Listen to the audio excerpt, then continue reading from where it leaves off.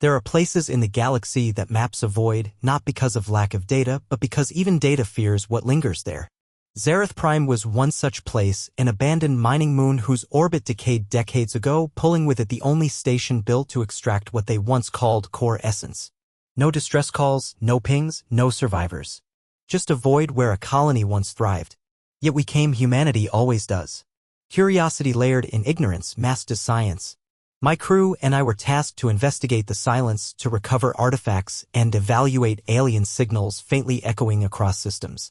But the moment we docked on Outpost 9, what was left of it, we understood the quiet wasn't from emptiness. It was from something watching. Something listening. The corridor lights flickered, but there was no power source. Our breath steamed in our suits, yet the temperature showed a stable 19 degrees. Doors opened without commands. Shadows moved before any light could catch them. We thought it was the atmosphere decaying, the gravity well distorting our senses. But deep inside, we already knew we weren't exploring a dead place. We were waking it up.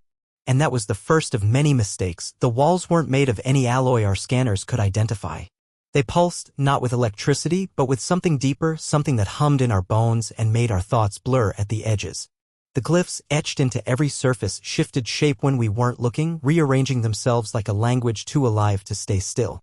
Dr. Vasquez muttered that the patterns matched none in the known xenolinguistic database, yet when she stared too long, her pupils dilated like she was falling. She whispered things, names, star coordinates, numbers repeating in threes. We thought she was sleep-deprived, but deep down, we knew this place wasn't just ancient, it was conscious. The walls seemed to breathe. The silence wasn't silence, it was pressure. Like something behind the walls was pressing against reality itself, trying to bleed through. Commander Thorne tried to ground us, keeping us focused on the mission, collect samples, extract data, get out. But the deeper we went, the more we lost our footing in what was real. Gravity shifted unpredictably, like the laws of physics were on trial here. Our timepieces slowed, some ran backward. We saw reflections that didn't match our movements, and sounds that didn't echo came from behind sealed doors. One of the crew, Reed, touched a glowing panel and screamed before collapsing.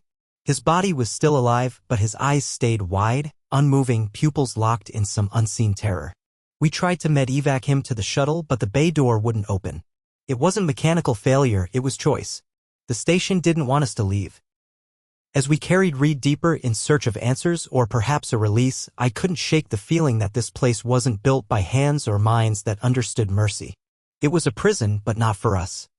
No, we were intruders in a cage meant to hold something far older, and far less forgiving. We found them in a circular atrium, deep beneath the original mining grid. Structures that looked like hibernation pods, but older, organic, grown, not constructed. They weren't symmetrically placed. They followed a spiral pattern, as if mimicking a galactic rotation, but distorted, as though space here obeyed different laws. Inside the translucent membranes of the cocoons we saw outlines. Not human. Not even alien in the way our xenobiologists categorized alien. These forms defied biology, elongated vertebrae twisting inwards, limbs bent at impossible angles, skulls like fractured helixes. And yet, there were eyes. Dozens. All closed. Yet even through that gelatinous shroud, we felt them watching. Captain Thorne ordered us to collect biometric readings. That was the moment the chamber reacted. The floor vibrated beneath us. Not violently, but rhythmically. Like a breath. Like a heartbeat. One of the cocoons cracked open, not broken, but voluntarily peeled. The air shifted. Reed, still unresponsive, suddenly sat up and whispered a word none of us could understand, but all of us felt. It hit like gravity collapsing inward, something linguistic, yes, but more than that. It carried weight, memory, sorrow. Dr. Vasquez began weeping uncontrollably.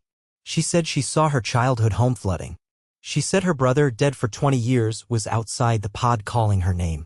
She begged us to open one of them, said they weren't monsters, they were prisoners of their own making. But the station disagreed. Lights dimmed to near blackness.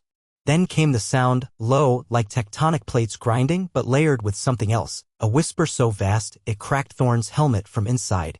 Not pressure or resonance. Like the cocoon minds were brushing against ours. Sharing thoughts. Sorrow. Hunger. Or warnings. We didn't know if it was one entity speaking through many forms or many speaking through one will. What we did know is this, they weren't asleep anymore. And now they remembered us. We should have left then, but the station wouldn't let us.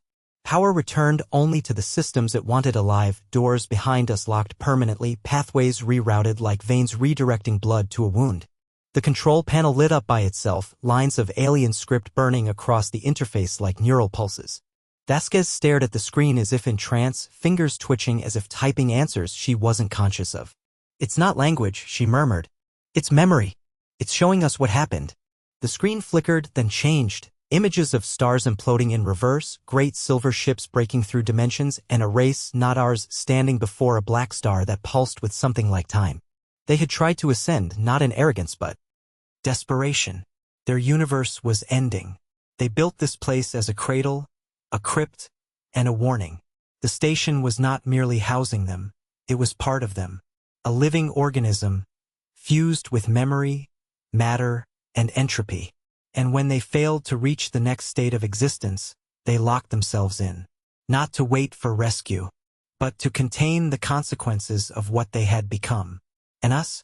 We were static in a signal not meant to be heard again. Thorne tried to cut power to the panel. His body was thrown back with such force his ribs collapsed. He died looking straight at me, eyes still wide from the revelation he never got to speak. I tried to shut down the link, but the console responded in symbols I'd never seen, yet understood in my bones. We weren't reading history. We were becoming part of it. Gravity collapsed in an instant, like the laws holding us tethered to reason had simply given up. One moment we were standing, the next we were suspended, drifting upward toward the shaft where darkness thickened into form. Not absence of light, but presence of something deeper. Vasquez clutched Reed, who began convulsing again, this time whispering in two voices, his own and something older. Something hollow. We saw movement above in the darkness, not physical, but impressionistic. Shapes that shouldn't cast shadows did. Objects shifted subtly when not observed directly. Something was watching us from that abyss. And it didn't blink. It waited, like a god learning how to remember. My comms crackled with whispers of my own name, but no one around me was speaking. I heard my mother's voice, long dead. I heard my daughter, unborn. The station wasn't showing hallucinations. It was reaching inside, rewriting the fragments of us it found useful. Vasquez tried to stabilize us with a propulsion flare, but it redirected us downward into the undercore, the forbidden zone. That's when we saw it. A central sphere, beating like a heart, suspended in strands of liquid metal, webbed with veins of starlight and alien bone. It wasn't tech. It wasn't life. It was the consciousness of the station itself. And it knew our names. All of them. Even ones we hadn't spoken aloud in years. It didn't want us to escape. It wanted us to remember what it had forgotten. There it was. An eye wider than any corridor, embedded deep in the core wall. Not biological in the way we know it. Its iris shimmered like black opal laced with nebulae, shifting with every heartbeat of the station. It didn't blink because it didn't need to. It saw everything at once, across time, memory, dimension. Vasquez gasped and whispered that it wasn't looking at us. It was looking through us, using us like lenses to observe something long forgotten. Our world, our species, our history. We floated still, powerless against the magnetic pull not just of gravity, but of awareness. I felt it touch my mind. Not violently, but curiously, like a child pressing fingers into clay.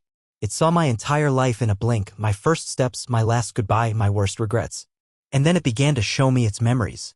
A planet consumed by entropy, a civilization unspooling its DNA into dark matter, a final attempt to store identity in the crust of the moon where it all began, Zareth Prime. They hadn't died. They had become something else. And in their becoming, they created a cage not to contain themselves but to contain what they had invited in. An ancient hunger, a parasite of thought and form. The station was both fortress and grave. And when Reed touched that cocoon, he opened a pathway. Now it moved again. Through him. Through us. We weren't explorers. We were conduits. I felt my own memories blur, replaced by images of stars not in our galaxy, languages my mouth could suddenly pronounce but never understand. The eye pulsed again. The walls cracked. And Vasquez turned to me with blood running from her ears and simply said, "It's awake." She left before I could stop her. Said she heard her brother's voice calling her deeper. Said she had to see it, the truth beneath the skin of the station. I tried to follow, but the walls closed behind her, folding like lungs exhaling her from our reach. I heard her footsteps vanish into the wet breathing of the corridor. I was alone with Reed, who now floated lifeless but unaging, his skin pale and glowing faintly with glyphs. They moved on him like crawling memories. My helmet displayed errors, oxygen levels normal, yet my breath was fogging too fast. I saw my hands twitch involuntarily. Heard music from my childhood piano lessons playing faintly over comms. None of it made sense.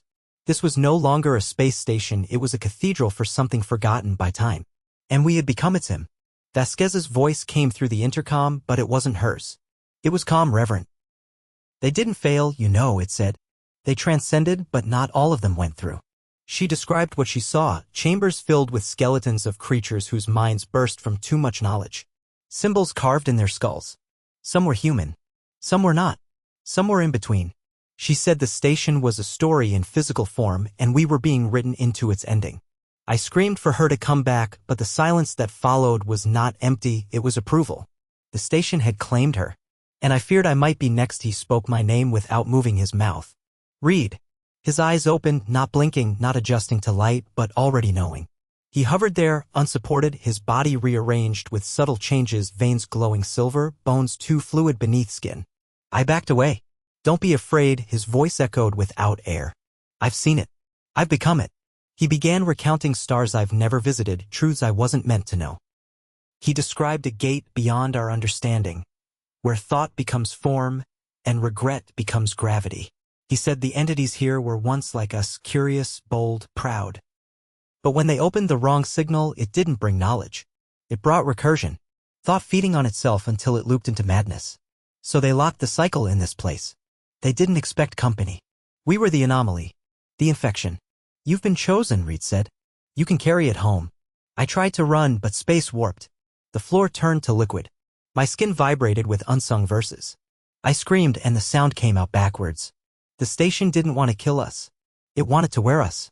To spread. To awaken in every place we touched. Reed smiled, and for the first time I saw that whatever had returned in his body, it wasn't alone. She was everywhere.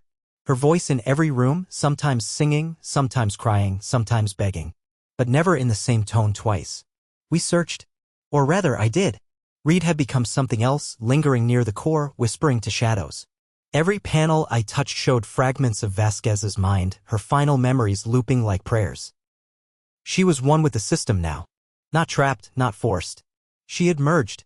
The station shows you who you really are, she said in 1,000 whispers. It doesn't kill. It reveals. The corridors began rearranging. I walked in circles that led me nowhere yet forward. The station wasn't endless, but it was recursive. I passed the same door 3 times. Each time it was more decayed. Like I was aging inside the thought of time. I found her voice again in a room of mirrors, but they didn't reflect me. They reflected the Vasquez I remembered. And then a version of her screaming. Then smiling. Then hollowed out. I touched the mirror, and my hand passed through into a memory that wasn't mine, her birth, her first love, her fear of drowning. The station had archived us. Stored us like digital souls. Not for preservation, but for rewriting. I pulled back before I lost myself. But I knew Vasquez wasn't dead. She was part of the station now. And the station wanted me to join her. There was no sky when we entered, only metal and vacuum. But now, above the core, a rupture tore through the ceiling, revealing a sky that shouldn't exist, stars orbiting each other like eyes watching themselves. The laws of physics broke in silence. A staircase of light formed from the air itself, spiraling into the impossible. Reed stood beneath it, arms raised. It's a door, he said. We were never meant to return. We're the next chapter. He beckoned me to follow, promising peace, clarity, transcendence. But my instincts screamed otherwise. The breach didn't lead out, it led inward, deeper into the mind of the station, into a realm where thought and form were indistinguishable. Reed climbed. And as he did, pieces of him vanished, fingers, ribs, thoughts, until only a smile remained, then light, then nothing. I fell to my knees. Alone. Alive, and the breach began to close. But not before I saw it. The true heart. Not a machine. Not a being. But a concept. A thing once dreamed by an alien race that had learned to fear their own imagination. I could feel it now, the fabric of the station folding inward, not collapsing in destruction, but in completion. Like a book closing, like a breath exhaled after centuries. It had done what it was designed to do. And now it was retreating. But not into death, into memory. I felt the pull in my bones, like my atoms knew they didn't belong to me anymore. The cocoon chambers above began to light again, not in menace, but in farewell. Their occupants were no longer inside because they were everywhere now, diffused into the structure, into thought itself. The cocooned beings had never been bodies, they were fragments of a singular consciousness distributed like backups across flesh. And Reed had been a vessel to activate them. Vasquez, a volunteer to merge with the language of memory. I was the last piece. The observer. The final witness to record the resurrection of something too vast for a name. The eye in the wall closed gently, like a curtain drawn before the final act. But I still heard it, felt it, echoing a truth I could never forget. You are the dream of something dreaming itself. I crawled back to the dock, though the station had no intention of stopping me. It had already learned what it needed. It had remembered itself, and I was the footnote in its reawakening. My shuttle was intact. Lights blinking, thrusters waiting. A path lit through the collapsing maze. Not a trap, not a challenge. A gift, a message carrier. My hands shook as I powered up the systems.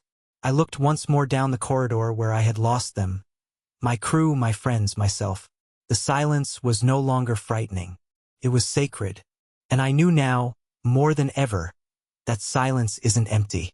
It's full of things too old, too vast, too alive to speak. I don't know how long it's been since I left Zareth Prime. Space doesn't count hours the way we do. Days feel like memories, and memories feel like echoes now. The shuttle glides silently, autopilot engaged, though I never input coordinates. I haven't tried to contact command. I don't know what I'd say. The station remembered itself and we became its thoughts? They'd never understand. They'd come searching. They always do. But maybe that's part of it. Maybe that's why it let me go, not as a survivor, but as a seed. I see glyphs now, faintly, on the shuttle walls. They weren't there before. Sometimes I hear Reed's voice in the engines. Sometimes Vasquez hums lullabies through the static. I am carrying them, not in grief but in function, a continuation. They're not lost. They've become part of something that doesn't end. And I feel it changing me. My dreams are no longer mine. I wake with thoughts that aren't shaped in human syntax. I speak words in sleep that burn the air. I think I'm becoming a memory too, slowly dissolving into the language of whatever lives beyond the veil of stars. I see Earth in the distance, growing closer. But I wonder, should I return? Or is my presence the beginning of something else? A new signal. A whisper inside a new machine. The silence beneath Zareth Prime wasn't death. It was incubation. And now the galaxy will hear it awaken. Through me.